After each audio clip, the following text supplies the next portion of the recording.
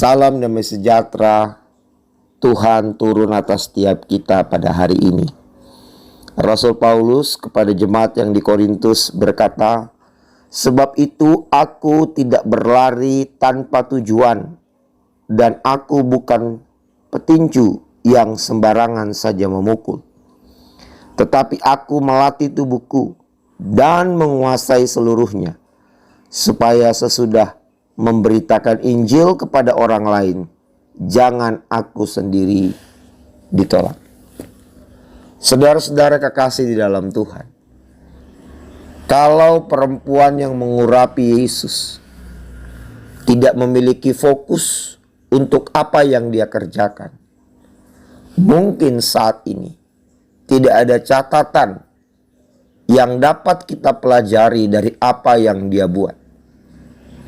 Penting bagi saudara dan saya untuk memiliki satu titik tujuan yang jelas, fokus dan tidak tergeser dari arah yang akan kita tuju.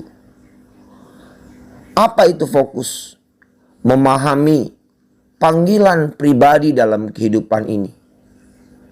Coba tanya lebih dalam, jujur pada diri sendiri. Kalau aku bekerja, kalau aku melayani, itu tujuannya untuk apa? Kalau tujuannya untuk Tuhan, maka refleksinya sederhana. Pengorbanan tidak kita elakkan. Kalau tujuannya untuk Tuhan, maka kita bersedia. Seperti analogi yang Tuhan sampaikan, bahwa mereka yang dipanggil akan jadi terang dan garam. Terang ketika dia berfungsi, maka energi akan hilang. Garam ketika dia ditabur, maka tidak ada terlihat lagi bentuknya. Tetapi terang dan garam mempunyai kesamaan. Mereka memberikan efek lebih baik. Yang tadinya gelap ketika ada terang, terlihat segala sesuatu. Yang tadinya flat, tidak ada rasa. Ketika garam diberikan, timbul rasa yang nikmat. Kehidupan kita yang kita persembahkan kepada Tuhan harus sampai dalam tatanan bagaimana kita dapat jadi berkat. Mulai dari Yerusalemmu, Yudeamu, Samaria, dan sampai ke ujung bumi. Itu prinsip. Kalau kita memiliki tujuan yang jelas, seperti Rasul Paulus berkata, "Aku tidak lari tanpa tujuan. Aku bukan petinju yang memukul tanpa sasaran. Aku melatih diriku sendiri, sehingga setelah aku memberitakan Injil, jangan sampai diriku sendiri ditolak." Injil merupakan kabar baik. Orang butuh keselamatan, dan keselamatan itu hanya tersedia di dalam Yesus Kristus yang telah mati di Golgota. Ia telah menebus umat manusia. Dan bila kita memberitakan itu, orang perlu untuk dituntun.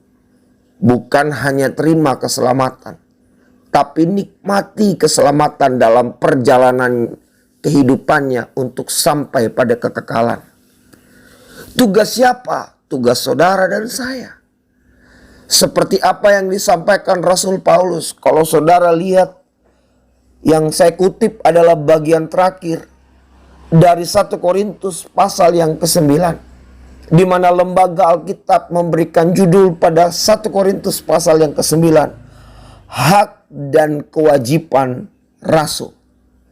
Di bagian akhir, Rasul Paulus ingin memberikan penekanan bahwa keselamatan itu bukan hanya bagian akhir dari kehidupan manusia, tetapi suatu bagian dari perjalanan mereka yang percaya. Karenanya Bapak Ibu, biarlah kita dapat berfungsi. Ayo latih diri kita sendiri, mulai dari hal-hal yang kecil. Beberapa minggu yang lalu kita dapat fenomena. Siapa yang tidak kenal Will Smith? Satu aktor yang hebat sekali. Tapi karena pengendalian dirinya yang kurang, maka seluruh dunia menonton bagaimana Will Smith akhirnya terprovokasi dan larut dalam emosinya. Penyesalan sudah tidak ada gunanya. Itu malah jadi beban yang tidak dapat membuat kita lebih maju. Hal itu terjadi karena orang menyepelekan hal-hal yang kecil. Bangun dirimu dengan persekutuan dengan Tuhan. Bangun dirimu untuk terus diperbarui. Kalau kita peka akan kehendak Tuhan, maka kita akan melakukan perkara yang sederhana. Sebagai contoh, mungkin kita terbiasa tidak buang sampah pada tempatnya. Kalau hati nurani kita benar, maka kita tidak akan melakukan hal itu. Mungkin kita gampang untuk berbicara negatif terhadap orang lain. Kalau kita membangun persekutuan kita dengan Tuhan, maka itu tidak akan kita lakukan. Mungkin kita sering berkata, entah itu melebih-lebihkan atau mengurangi segala sesuatu. Tapi kalau kita dekat dengan Tuhan, maka kita akan berkata ya di atas ya, tidak di atas tidak. Karena refleksi hubungan vertikal kita dengan Tuhan harus terimplementasi dalam tatanan horizontal.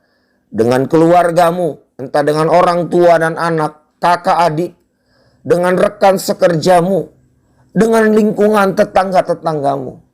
Dan kalau Injil itu memang ada dalam hidup kita, dan kita beritakan Injil itu lewat sikap perilaku dan perbuatan-perbuatan kita, niscaya ada anugerah dan kekuatan besar yang akan Tuhan limpahkan karena Dia pembela kita yang ajaib.